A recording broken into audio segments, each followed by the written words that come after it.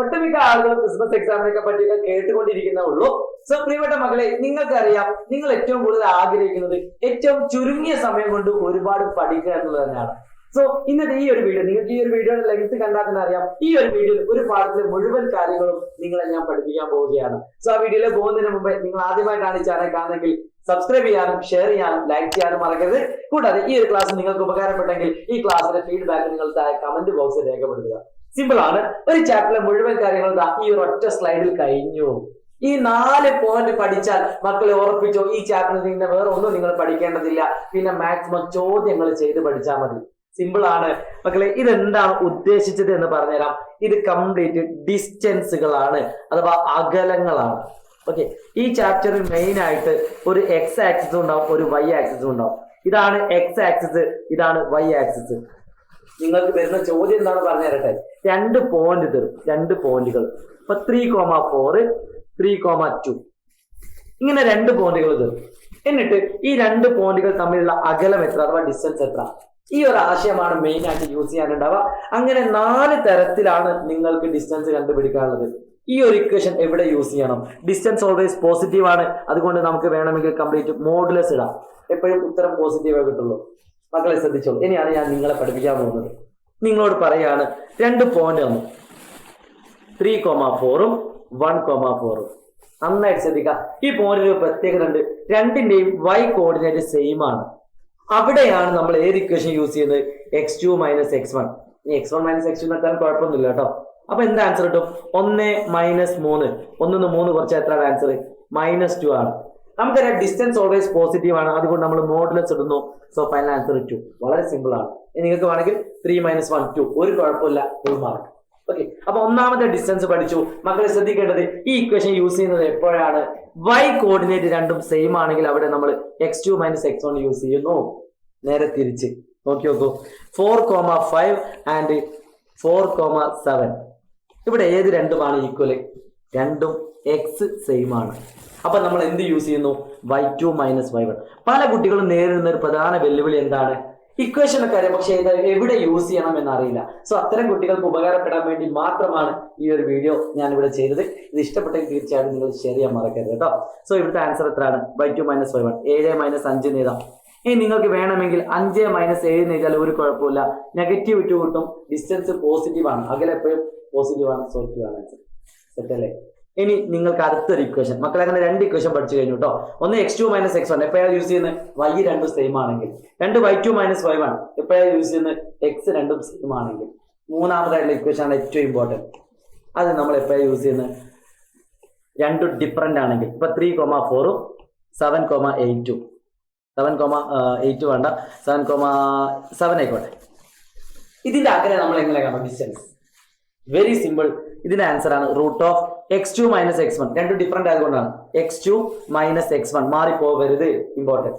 ഇപ്പൊ 7 - 3 whole square plus y2 - y1 7 - 4 whole square. Simple. ഇത്ര answer കിട്ടുന്ന 7 - 3 എന്ന് പറഞ്ഞാൽ എത്രയാണ്? √7 3 കുറച്ചാൽ 4 ആണ്. 7 4 കുറച്ചാൽ 3 ആണ്. സോ √4 സ്ക്വയർ പ്ലസ് 3 സ്ക്വയർ എന്ന് പറഞ്ഞാൽ 16 + 9 √25 ആണ്. സെറ്റാണോ മക്കളെ? സെറ്റാണോ? ക്ലിയർ ആണോ? അപ്പൊ √25 എന്ന് പറഞ്ഞാൽ എത്രയാണ്? 5. അപ്പൊ ഈ 2 പോയിന്റുകൾ തമ്മിലുള്ള ഡിസ്റ്റൻസ് എത്രയാണ്? 5 ആണ്. അങ്ങനെ മൂന്നാമത്തെ ഇക്വേഷൻ എവിടെ യൂസ് ചെയ്യണം എന്ന് നിങ്ങൾക്ക് പഠിച്ചു.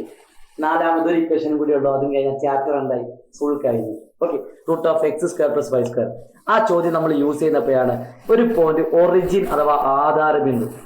ഒരു പോയിന്റ് ഒറിജിനും ഒരു പോയിന്റ് വേറെ ഏതെങ്കിലും ഒരു പോയിന്റും ആണെങ്കിൽ നിങ്ങൾക്ക് അവിടെ യൂസ് ചെയ്യാൻ പറ്റും √x² + y² അല്ലെങ്കിൽ x1² + y1². ഒരു കുഴപ്പമില്ല. അപ്പൊ ഇതിന്റെ ആൻസർ എത്രയായിരിക്കും? 3² + 4². That is equal to √9 + 16 that is equal to √25 that is equal to 5. ഇനി നിങ്ങളോട് ചോദിക്കാണ് 8,6 അല്ലെ -8,6 0,0. ഇതിന്റെ ഡിസ്റ്റൻസ് എത്ര വെച്ചാൽ നേരിട്ട് നിങ്ങൾക്ക് ആൻസർ ചെയ്യാം. √-8² + 6² that is equal to √64 + 36. Simple അല്ലേ?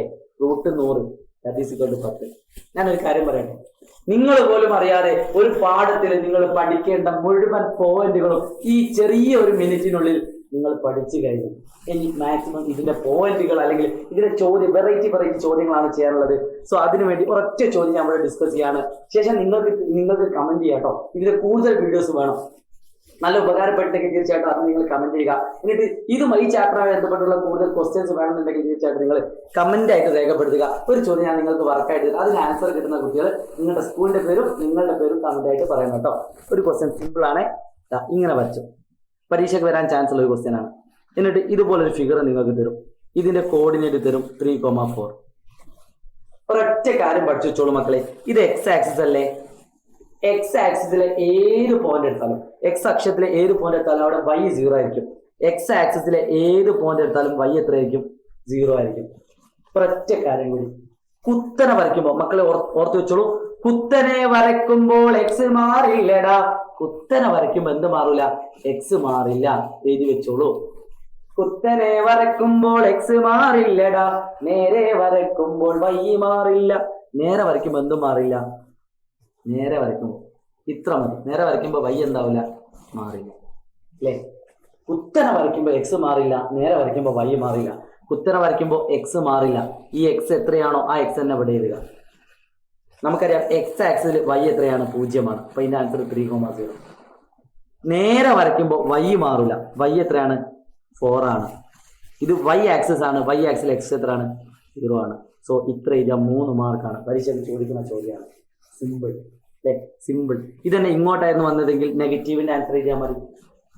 ഈ ഒരു ക്വസ്റ്റ്യൻ നിങ്ങൾ ഹോംവർക്ക് ആയിട്ടല്ല, ഇതിന്റെ കമന്റ് ആയിട്ട് രേഖപ്പെടുത്തുക കേട്ടോ. കമന്റ് ഒറ്റ ക്വസ്റ്റ്യൻ, ഒരു കിടിലൻ ക്വസ്റ്റ്യൻ.